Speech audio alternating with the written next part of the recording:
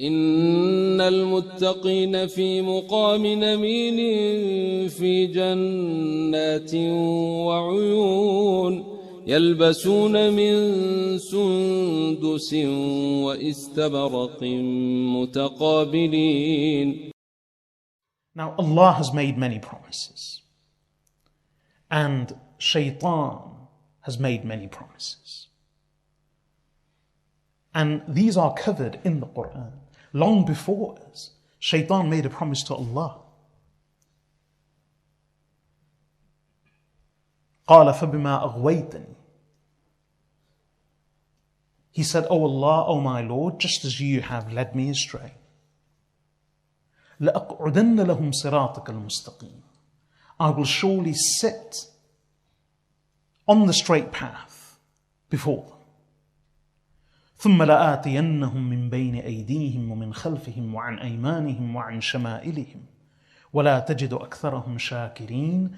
And then I will surely come to them from in front of them, from behind them, from their right-hand side, from their left-hand side. And then you will surely find many of them, most of them, not being grateful." So Shaitan made that promise to Allah. And in another verse,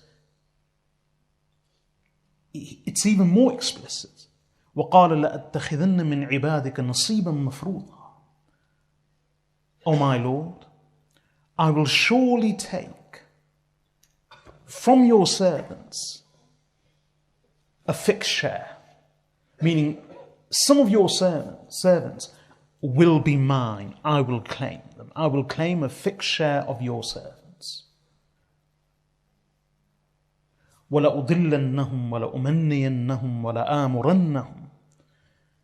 And when I've translated all of these verses with the emphasis that I will surely, I will most assuredly, I will definitely, this isn't an embellishment in language on my part.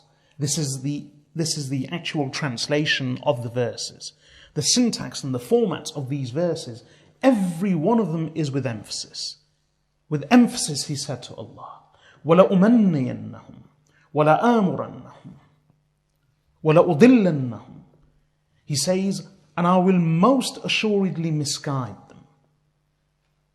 And I will most assuredly give them false hope, give them hope. And I will most assuredly instruct them. And then he repeats it again in the verse. And then again. And then Allah subhanahu wa ta'ala says of him, يَعِدُهُمْ وَيُمَنِّيهِمْ وَمَا يَعِدُهُمُ الشَّيْطَانُ إِلَّا غُرُورًا. That Shaitan promises them and gives them hope. But in reality, Shaitan does not promise them anything except deception. Our whole life is about promises and expectations. So what are these promises that Shaitan gives us? And what are these hopes and dreams that Shaitan feeds us? Very simple.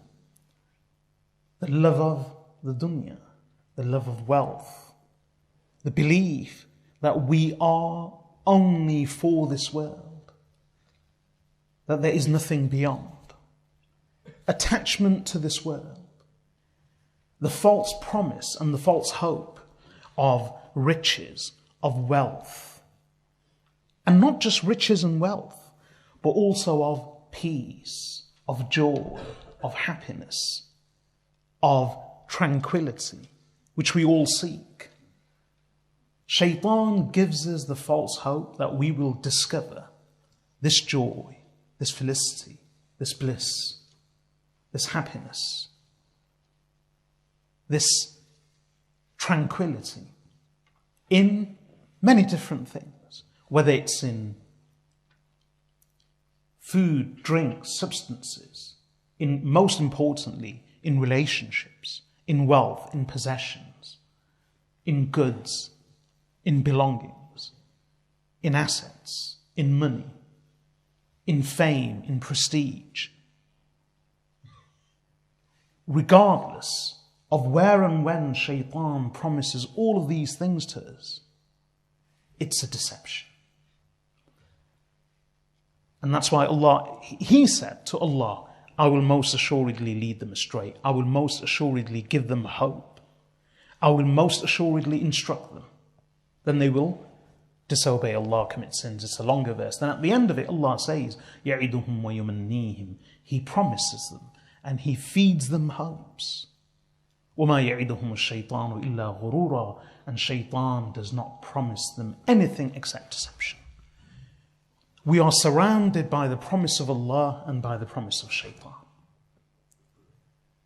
And Shaitan doesn't just promise us, he actually threatens us. He feeds us. He fills us with fear. And that's what that verse tells us. الشَّيْطَانُ يَعِدُكُمُ الْفَقْرِ. Shaitan threatens you with poverty. This is what drives desire. This is what drives greed. This is what drives anger. The fear of loss. We are not content with enough food and drink and shelter and clothing for today and for tomorrow. But we are filled with this fear that at some given point in the future, I will be lacking these things. I will lose these things. And so, to thwart that possibility of great loss later, we wish to fill our coffers right now with enough that even if we did suffer a loss, we would be left with sufficient possessions to compensate for that loss. It's that fear of loss, it's that fear of poverty which drives us.